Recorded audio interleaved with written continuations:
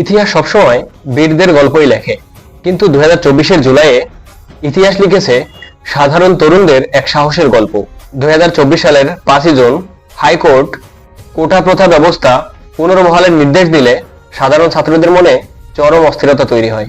এরপর 1 জুলাই থেকে বৈষম্য বিরোধী ছাত্র আন্দোলনের ব্যানারে শুরু হয় বাংলা ব্লকেড। আন্দোলনের শুরুটা ছিল কেবলই মেধার মূল্যায়ন এবং কোটা সংস্কারের এক যৌক্তিক দাবি। প্রথমে কেউ ভাবতেই পারেনি তরুণদের এই শান্ত আন্দোলন একসময় গণ আন্দোলনের রূপ নেবে আর হয়ে যাবে এটাই এক ঐতিহাসিক গণ অভ্যুত্থান। কিন্তু যখনই অন্যায়ের বিরুদ্ধে এক ফোঁটা রক্ত ঝরেছে, তখনই জেগে ওঠে কোটি প্রাণ। এটি শুধু একটি আন্দোলন ছিল না, এটি ছিল একটি নতুন, স্বাধীন এবং বৈষম্যহীন বাংলাদেশ গড়ার শপথ। 1 জুলাই থেকে শুরু হওয়া এই আন্দোলন ধীরে ধীরে গণ আন্দোলনের রূপ নেয়। এক পর্যায়ে 16 জুলাই বেগম রোকেয়া বিশ্ববিদ্যালয়ের শিক্ষার্থী আবু সাইদের আত্মত্যাগ পুরো দেশের বিবেককে নাড়িয়ে দেয়। আর এরপর 18 জুলাই উত্তরায় মুগ্ধর সেই শেষ কথা, কারো পানি লাগবে পানি, এটাই হয়ে ওঠে মানবিকতার এক অনন্য প্রতীক। সরকার যখন ন্যায্যতার দাবিতে শুরু হওয়া এই আন্দোলন দমাতে শক্তি প্রয়োগ করা শুরু করলো, তখন আর ছাত্ররা একা থাকেনি। এটা দেখে সাধারণ মানুষ আর ঘরে বসে থাকতে পারেনি। মায়েরা রাস্তায় নেমে এসেছে সন্তানদের ঢাল হয়ে, রিক্সা চালক এগিয়ে এসেছে তার শেষ সহায় সম্বলটুকু নিয়ে। দল মত ধর্ম ভুলে সবাই যেন এক সুতায় গেঁথে গিয়েছিল।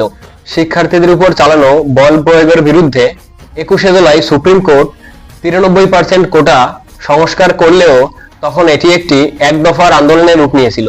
তখন টেকনাফ থেকে তেতুলিয়া সারা বাংলাদেশ অন্যায়ের বিরুদ্ধে এক হয়ে গিয়েছিল।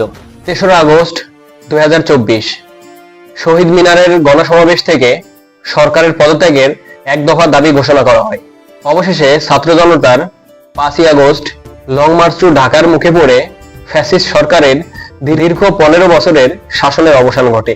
আর আমরা এই আন্দোলনে হারিয়েছি আবু সাইদ, মুগ্ধ, আনাস সহ নাম জানা অজানা শত শত প্রাণ, যারা বুক পেতে দিয়েছিল বুলেটের সামনে কিন্তু অন্যায়ের সাথে কখনো আপোষ করেনি।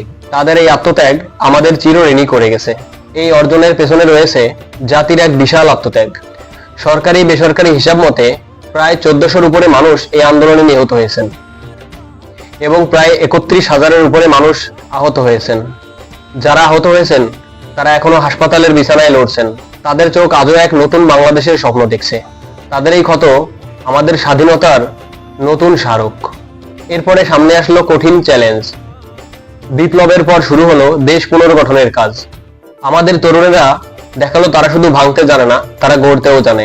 পরিচ্ছন্ন রাস্তা, নিয়মতান্ত্রিক ট্রাফিক ব্যবস্থা আর দেয়ালের ক্যানভাসে ফুটে উঠল এক নতুন বাংলাদেশের স্বপ্ন। এবার পালা মেধা ও যোগ্যতার। দুর্নীতি, স্বজনপ্রীতি আর বৈষম্যমুক্ত সমাজ গড়তে শুরু হয়েছে বিনির্মাণের কাজ, যেখানে প্রতিভার মূল্যায়ন হবে, ক্ষমতার নয়। শাসন ব্যবস্থায় সুশাসন আর সাধারণ মানুষের অধিকার ফিরিয়ে আনাই এই নতুন বাংলাদেশের মূল লক্ষ্য। জুলাইয়ের গণঅভ্যুত্থান আমাদের এক বিশাল দায়িত্ব দিয়ে গিয়েছে। এই অর্জন এখন ধরে রাখার দায়িত্ব আমাদের সকলের। আসুন অতীতের সব বিভেদ ভুলে সবাই এক হয়ে বাংলাদেশ বিনির্মাণের কাজে একসাথে লেগে পড়ি। শহীদদের এই রক্ত আমরা বৃথা যেতে দেব না। তরুণদের হাত ধরে আমাদের এই বাংলাদেশ এগিয়ে যাবে এক সুবর্ণ ভবিষ্যতের দিকে। দুর্নীতিমুক্ত, বৈষম্যহীন এবং সাম্যের বাংলাদেশ গড়ার যে সুযোগ আমরা পেয়েছি তা সফল করার দায়িত্ব আমাদের সকলের। জয় হোক জনতার, জয় হোক মেধার। বাংলাদেশ দীর্ঘজীবী হোক। আল্লাহ হাফেজ।